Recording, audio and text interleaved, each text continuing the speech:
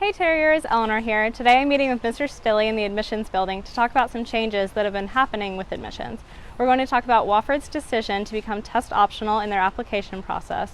Also, we're going to talk about the rising acceptance rate at Wofford College and whether Mr. Stille thinks that's a problem or not.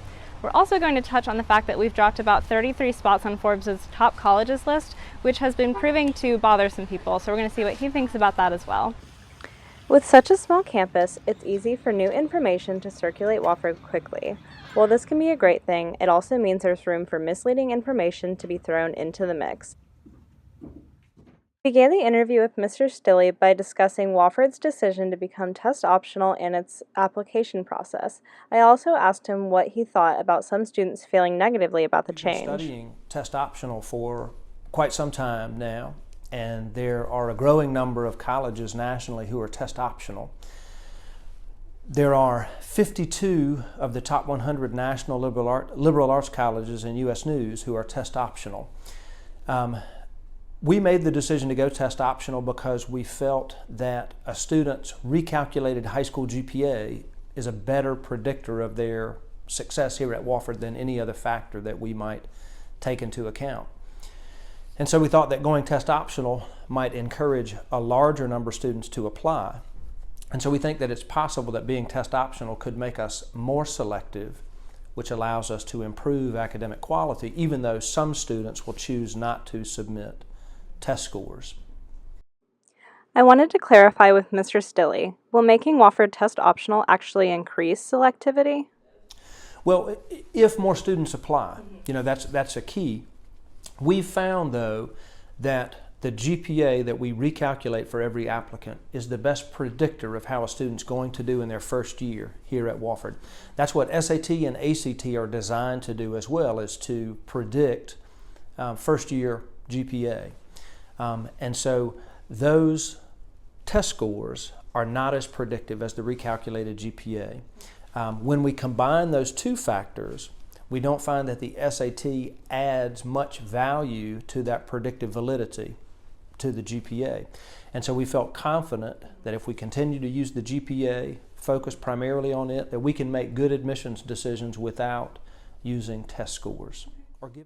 While we were on the subject of admission standards, I wanted to talk to Mr. Stille about Wofford's current acceptance rate. A recent Wofford student who ran for student body president ran on a campaign that had 6 key points.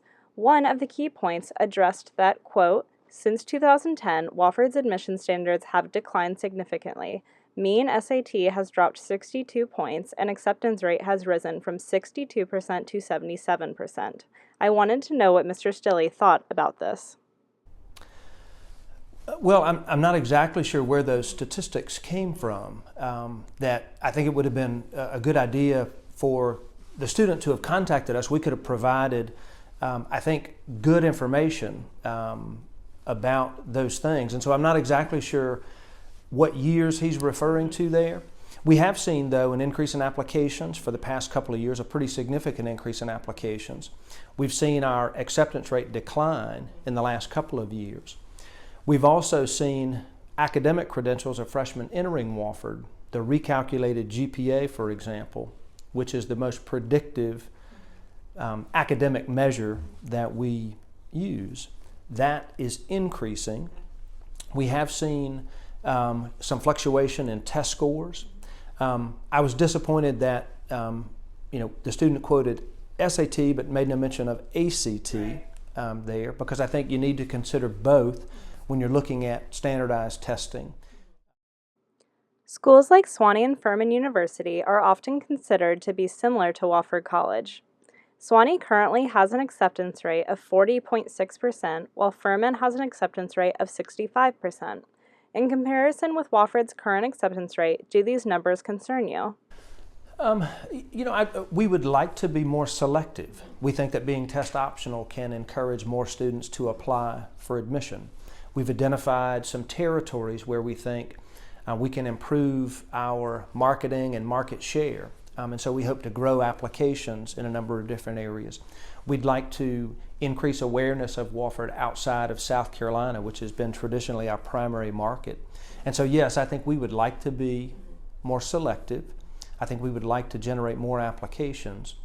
But I think the most important factor is not how many students you turn away, but what are the students like who are enrolling at your institution.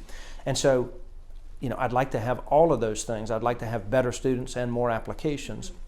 And many times that's the way it works. The more applications you get, the more selective you're able to be, which improves the quality of the entering profile. And so we're concerned with all of those things. But I think our primary concern is in making sure that the students who enroll at Wofford are well prepared and competitive. I then asked Mr. Stille if he could tell me a little bit about class size and how it's determined each year at Wofford. No, we did have some fluctuation. The current senior class is one of the smallest classes that's enrolled in the past several years. And then the next year, the junior class, we kind of over-corrected. So we had a smaller class that would be 13. We had a larger class enter in the fall of 14. And the last 2 years, we've been right on target.